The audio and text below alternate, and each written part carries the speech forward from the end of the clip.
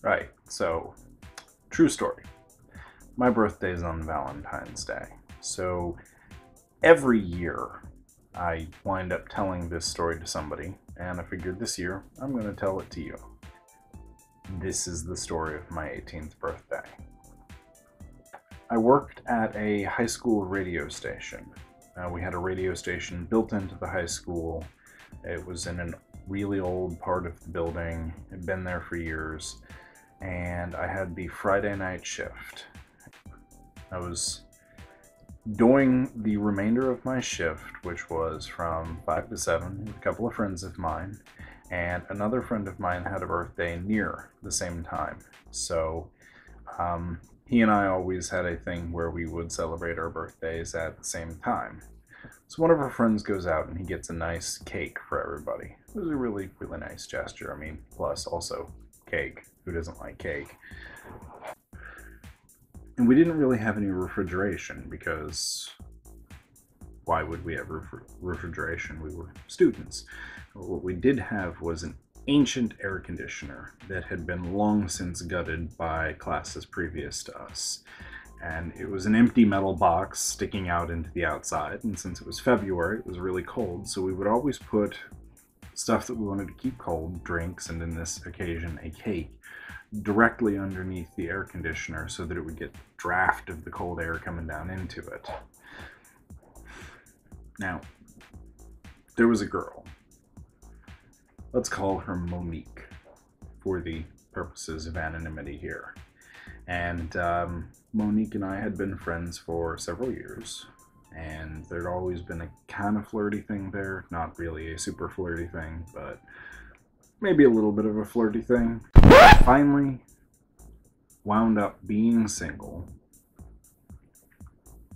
in time for Valentine's Day, at the same time she wound up being single. A flirty thing between the two of us. It was an on again, off again. It was never an actual relationship. There was some flirting, there were some askew glances.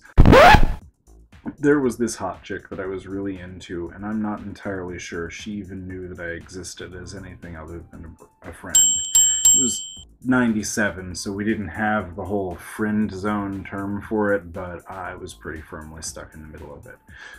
But I wound up single, and she wound up single, and I thought, hey, here's my chance. So I asked her out, and she said yes. I was mind blown. So I planned this big evening, right? I got money for us to go to a really nice restaurant in a nearby town, and we're going to go out dancing, and I plan everything. I don't have a lot of money, but I figure out how we're going to cover everything. And as we're sitting there in the radio station, I start talking about my plans over the mic. Because we're playing soppy romantic love songs, because Valentine's Day, and we're horrible like that. And then we're talking about all of our different relationships and stuff on the not commercial breaks, because it was a non-com. Now keep in mind, this was a tiny radio station. It was 100 watts. For those of you who don't know radio, that's small. That's really small. That's like, it makes your local NPR affiliate look just huge. About the range of your average wireless mouse nowadays. Maybe the parking lot of the school in a couple of selective areas. So in saying that I'm going out with hot chick that I've always had a thing for, I did not actually believe that anybody on Earth was listening. Unfortunately, hot chick's ex-boyfriend, let's call him Axel, was in his truck and listening. And he hears that his ex is already dating somebody, and not only is she dating somebody, going on a date anyway, but it's me. Axel and I have a bit of a history. So he spins that truck round and he decides that he is heading up to the radio station to give me what for? Unfortunately, the radio station, being in a high school, is locked up tighter than a drum, and he can't get in. All the doors are locked, and there's no easy access to any way around the radio station.